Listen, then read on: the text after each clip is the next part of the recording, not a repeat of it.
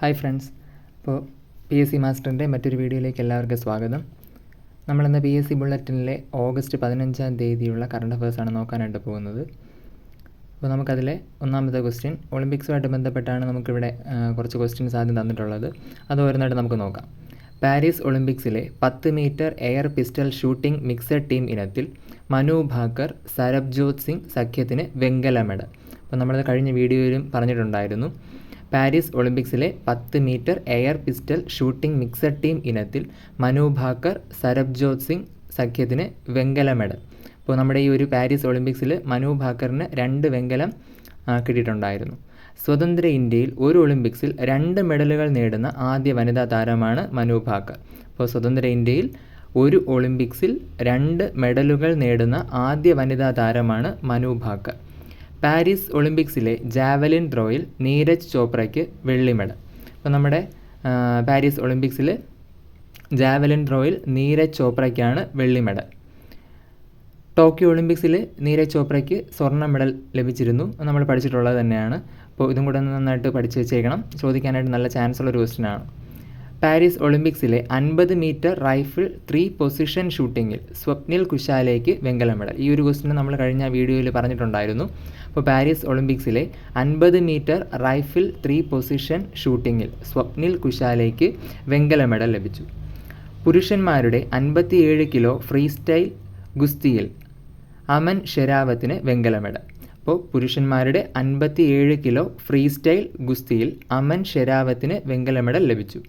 Olympic medal നേടുന്ന ഇന്ത്യയുടെ ഏറ്റവും പ്രായം കുറഞ്ഞ താരമാണ് അമൻ ഷെരാവത്ത്. അപ്പോൾ ഈ ഒരു ക്വസ്റ്റ്യൻ നമുക്ക് പ്രതീക്ഷിക്കാവുന്നതാണ്. ഒളിമ്പിക് മെഡൽ നേടുന്ന ഇന്ത്യയുടെ തന്നെ ഏറ്റവും പ്രായം കുറഞ്ഞ താരമാണ് അമൻ ഷെരാവത്ത്. പാരീസ് ഒളിമ്പിക്സ് ഹോക്കിയിൽ ഇന്ത്യക്ക് വെങ്കല മെഡൽ. അപ്പോൾ നമ്മുടെ പാരീസ് ഒളിമ്പിക്സിൽ ഇന്ത്യൻ ഹോക്കി ടീമിന് വെങ്കല മെഡൽ ലഭിച്ചിട്ടുണ്ട്. ടോക്കിയോ ഒളിമ്പിക്സിലും നമ്മുടെ ഹോക്കി ടീമിന് വെങ്കല മെഡൽ തന്നെയായിരുന്നു ലഭിച്ചത്. അപ്പോൾ നമ്മുടെ ഫൈനലിലെ എതിരാളി എന്ന് പറയുന്നത് സ്പെയിനാണ്. സ്പെയിനെയാണ് ഇന്ത്യ 2-1 തോൽപ്പിച്ച് വെങ്കലം കരസ്ഥമാക്കിയത്. ടോക്കിയോ ഒളിമ്പിക്സിലും ഇന്ത്യ ഹോക്കിയിൽ വെങ്കലം നേടിയിരുന്നു. അപ്പോൾ സ്പെയിനായിരുന്നു എതിരാളി. 2-1 തോൽപ്പിച്ച് ഇന്ത്യ വെങ്കലം കരസ്ഥമാക്കി. 2 ഒളിമ്പിക് മെഡലുകൾക്ക് ഉടമയായ ഒരേ ഒരു മലയാളിയാണ് ഗോൾ കീപ്പറായ PR ശ്രീജേഷ്. അപ്പോൾ ഹോക്കി ഗോൾ കീപ്പറായ PR ശ്രീജേഷാണ് 2 ഒളിമ്പിക് മെഡലുകൾക്കുടമയായ ഒരേ ഒരു മലയാളി. ഇന്ത്യൻ ഗുസ്തി താരം വിനേഷ് ഫോഗട്ട് ഗുസ്തിയിൽ നിന്ന് വിരമിക്കൽ പ്രഖ്യാപിച്ചു. അപ്പോൾ നമ്മളെല്ലാവരും വാർത്തയിലൂടെ അറിഞ്ഞൊരു കാര്യമാണ്. ഫൈനലിന് തൊട്ട് മുൻപായിട്ട്, അതായത് സ്വർണ്ണമോ വെള്ളിയോ ഉറപ്പിച്ച ഒരു മത്സരത്തിന് തൊട്ട് മുൻപായിട്ട് 100 ഗ്രാം ഭാര കൂടുതൽ കാരണം വിനേഷ് ഫോഗട്ട് ആ മത്സരത്തിൽ നിന്ന് പുറത്താകുകയുണ്ടായി. അതോടുകൂടെ എന്ത് ചെയ്തു, നമ്മുടെ വിനേഷ് ഫോഗട്ട് ഗുസ്തിയിൽ നിന്ന് വിരമിക്കൽ പ്രഖ്യാപിച്ചിട്ടുണ്ട്. പാരീസ് ഒളിമ്പിക്സിലെ വേഗമേറിയ വനിതാ താരമായി സെൻറ്റ് ലൂസിയയുടെ ജൂലിയൻ ആൽഫ്രഡ്. പാരീസ് ഒളിമ്പിക്സിലെ വേഗമേറിയ വനിതാ താരമായി സെയിൻറ്റ് ലൂസിയയുടെ ജൂലിയൻ ആൽഫ്രഡ്. പാരീസ് ഒളിമ്പിക്സിലെ വേഗമേറിയ പുരുഷ താരമാണ് അമേരിക്കയുടെ നോഹ ലൈൻസ്. പാരീസ് ഒളിമ്പിക്സിലെ വേഗമേറിയ പുരുഷ താരമാണ് അമേരിക്കയുടെ നോഹ ലൈൻസ്. പാരീസ് ഒളിമ്പിക്സിൽ സ്വർണം നേടിയതോടെ ഗോൾഡൻ സ്ലാം നേടുന്ന ലോകത്തിലെ 5ാം താരമായി സെർബിയയുടെ നൊവാക് ജോക്കോവിച്ച്. ഇപ്പോൾ പാരീസ് ഒളിമ്പിക്സിൽ സ്വർണം നേടിയതോടെ ഗോൾഡൻ സ്ലാം നേടുന്ന ലോകത്തിലെ 5ാം താരമായി സെർബിയയുടെ നൊവാക് ജോക്കോവിച്ച്.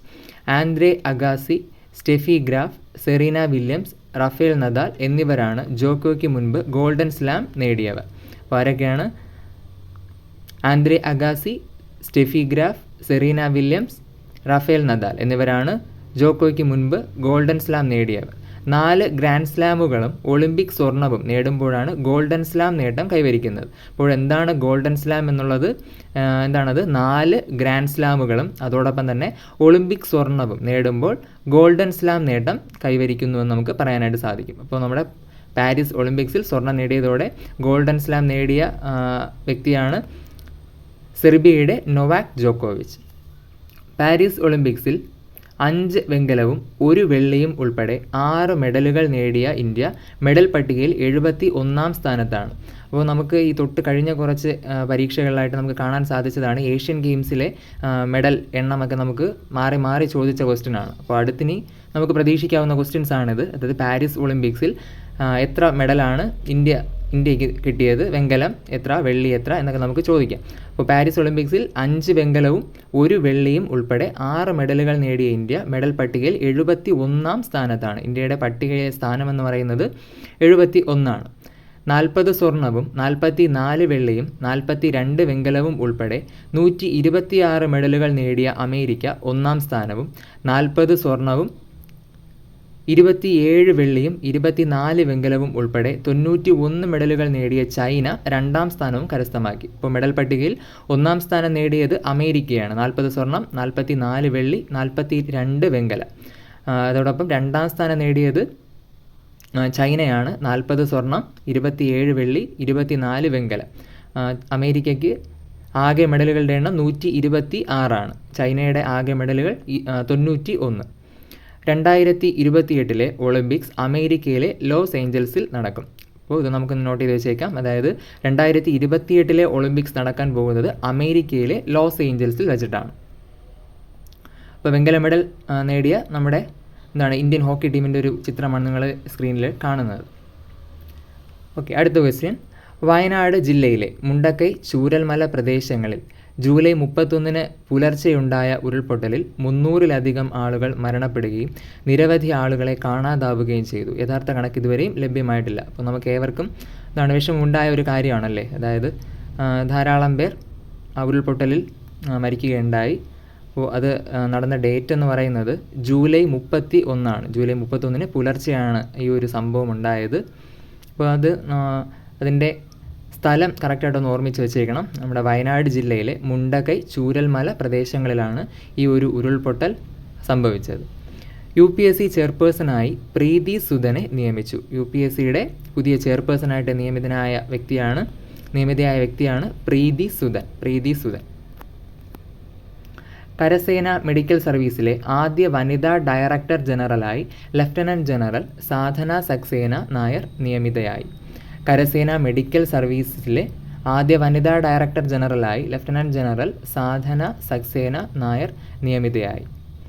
KC വേണുഗോപാലിനെ പാർലമെൻറ്റിൻ്റെ പബ്ലിക് അക്കൗണ്ട്സ് കമ്മിറ്റിയുടെ ചെയർമാനായി നാമനിർദ്ദേശം ചെയ്തു. അപ്പോൾ വളരെയധികം ഇമ്പോർട്ടൻ്റ് ആയിട്ടുള്ള ഒരു ക്വസ്റ്റ്യൻ ആണിത്. കാരണം KC വേണുഗോപാൽ ഒരു മലയാളിയും കൂടെയാണ്. പാർലമെൻറ്റിൻ്റെ പബ്ലിക് അക്കൗണ്ട്സ് കമ്മിറ്റിയുടെ ചെയർമാനായി നാമനിർദ്ദേശം ചെയ്തു. പാർലമെൻറ്റിലെ നല്ലൊരു സ്ഥാനമാണല്ലേ ഇത്. അതായത് പാർലമെൻറ്റിലെ പബ്ലിക് അക്കൗണ്ട്സ് കമ്മിറ്റിയുടെ ചെയർമാൻ എന്ന് പറയുന്നത് നല്ല ഒരു പദവി തന്നെയാണ്. അപ്പോൾ അതൊരു മലയാളിയാണ് ഇപ്പോൾ വഹിച്ചുകൊണ്ടിരിക്കുന്നത്. ആരാണ്? KC വേണുഗോപാലാണ്. വ്യോമസേന ഗ്രൂപ്പ് ക്യാപ്റ്റൻ ശുഭാൻശു ശുക്ലയെ ഇന്ത്യയുടെ ആദ്യ ബഹിരാകാശ യാത്ര നടത്താൻ തിരഞ്ഞെടുത്തു. ബാക്കപ്പ് പൈലറ്റായി മലയാളിയായ ഗ്രൂപ്പ് ക്യാപ്റ്റൻ പ്രശാന്ത് ബാലകൃഷ്ണൻ നായരെയും തിരഞ്ഞെടുത്തു. ഓക്കെ, അപ്പോൾ വ്യോമസേന ഗ്രൂപ്പ് ക്യാപ്റ്റൻ ശുഭാൻശു ശുക്ലയെ ഇന്ത്യയുടെ ആദ്യ ബഹിരാകാശ യാത്ര നടത്താൻ തിരഞ്ഞെടുത്തു. ബാക്കപ്പ് പൈലറ്റായി മലയാളിയായ ഗ്രൂപ്പ് ക്യാപ്റ്റൻ പ്രശാന്ത് ബാലകൃഷ്ണൻ നായരെയും തിരഞ്ഞെടുത്തു. ഇന്ത്യയിലെ ഏറ്റവും പ്രായം കുറഞ്ഞ IPS ഓഫീസറായി ഗുജറാത്ത് സ്വദേശിയായ സഫിൻ ഹസൻ ചുമതലയേറ്റു. അപ്പോൾ ഇന്ത്യയിലെ ഏറ്റവും പ്രായം കുറഞ്ഞ IPS ഓഫീസറാണ് ഗുജറാത്ത് സ്വദേശിയായ സഫിൻ ഹസൻ. വയസ്സ് 22 വയസ്സാണ്. ഫിജിയുടെ പരമോന്നത സിവിലിയൻ ബഹുമതിയായ companion of the order of Fiji രാഷ്ട്രപതി ദ്രൗപദി മുർമുവിന് ഫിജി പ്രസിഡന്റ് സമ്മാനിച്ചു. ഫിജിയുടെ പരമോന്നത സിവിലിയൻ ബഹുമതിയായ companion of the order of Fiji രാഷ്ട്രപതി ദ്രൗപദി മുർമുവിന് ഫിജി പ്രസിഡന്റ് സമ്മാനിച്ചു. ബംഗ്ലാദേശിൽ നൊബേൽ സമ്മാന ജേതാവ് മുഹമ്മദ് യൂനുസിൻ്റെ നേതൃത്വത്തിലുള്ള ഇടക്കാല സർക്കാർ അധികാരമേറ്റു. ബംഗ്ലാദേശിൽ നൊബേൽ സമ്മാന ജേതാവ് മുഹമ്മദ് യൂനുസിൻ്റെ നേതൃത്വത്തിലുള്ള ഇടക്കാല സർക്കാർ അധികാരമേറ്റു. ഡോക്ടർ PT ബാബുരാജിനെ സംസ്ഥാന ഭിന്നശേഷി കമ്മീഷണറായി നിയമിച്ചു. അപ്പോൾ നമുക്ക് പ്രതീക്ഷിക്കാവുന്നൊരു ക്വസ്റ്റ്യൻ തന്നെയാണിത്. ഡോക്ടർ PT ബാബുരാജിനെ സംസ്ഥാന ഭിന്നശേഷി കമ്മീഷണറായി നിയമിച്ചു. അപ്പോൾ ഇപ്പോഴത്തെ നമ്മുടെ സംസ്ഥാന ഭിന്നശേഷി കമ്മീഷണർ ആരാണെന്ന് ചോദിച്ചു കഴിഞ്ഞാൽ ഡോക്ടർ PT ബാബുരാജാണ്. ശാസ്ത്ര സാങ്കേതിക രംഗത്തെ മികവിനുള്ള കേന്ദ്ര സർക്കാരിൻ്റെ രാഷ്ട്രീയ വിജ്ഞാൻ പുരസ്കാരങ്ങൾ ലഭിച്ചവരിൽ മലയാളി ശാസ്ത്രജ്ഞരായ ഡോക്ടർ അന്നപൂർണി സുബ്രഹ്മണ്യനും ഡോക്ടർ റോക്സി മാത്യു കോളിനും. അപ്പോൾ ശാസ്ത്ര സാങ്കേതിക രംഗത്തെ മികവിനുള്ള കേന്ദ്ര സർക്കാരിൻ്റെ രാഷ്ട്രീയ വിജ്ഞാൻ പുരസ്കാരം ലഭിച്ചവരിൽ 2 മലയാളികൾ ഉൾപ്പെട്ടിട്ടുണ്ട്. അവരാരൊക്കെയാണ്? മലയാളി ശാസ്ത്രജ്ഞരായ ഡോക്ടർ അന്നപൂർണി സുബ്രഹ്മണ്യനും ഡോക്ടർ റോക്സി മാത്യു കോളിനും. രാഷ്ട്രപതി ദ്രൗപദി മുർമുവിന് രാജ്യത്തെ പരമോന്നത സിവിലിയൻ ബഹുമതി സമ്മാനിച്ച് ടിമോർ ലെസ. അപ്പോൾ രാഷ്ട്രപതി ദ്രൗപദി മുർമുവിന് രാജ്യത്തെ പരമോന്നത സിവിലിയൻ ബഹുമതി സമ്മാനിച്ച രാജ്യമാണ് ടിമോർ ലെസ. ഡോക്ടർ സുകുമാർ അഴീക്കോട് സ്മാരക അവാർഡ് കഥാകൃത്ത് ടി പത്മനാഭന്. ഡോക്ടർ സുകുമാർ അഴീക്കോട് സ്മാരക അവാർഡ് കഥാകൃത്ത് ടി പത്മനാഭന്. 50,000 രൂപയും ഫലകവും അടങ്ങുന്നതാണ് പുരസ്കാരം. അപ്പോൾ ഡോക്ടർ സുകുമാർ അഴീക്കോട് പുരസ്കാരം ലഭിച്ച കഥാകൃത്താണ് ടി പത്മനാഭൻ. 50,000 രൂപയും ഫലകവുമാണ് പുരസ്കാരമായി ലഭിക്കുന്നത്. പശ്ചിമ ബംഗാൾ മുൻ മുഖ്യമന്ത്രി ബുദ്ധദേവ് ഭട്ടാചാര്യ അന്തരിച്ചു. 11 വർഷം അദ്ദേഹം ബംഗാളിൻ്റെ മുഖ്യമന്ത്രിയായിരുന്നു. അപ്പോൾ പശ്ചിമ ബംഗാൾ മുൻ മുഖ്യമന്ത്രി ബുദ്ധദേവ് ഭട്ടാചാര്യ അന്തരിച്ചു. 11 വർഷം അദ്ദേഹം ബംഗാളിൻ്റെ മുഖ്യമന്ത്രിയായിരുന്നു. പിന്നണി ഗായിക കോഴിക്കോട് പുഷ്പ അന്തരിച്ചു.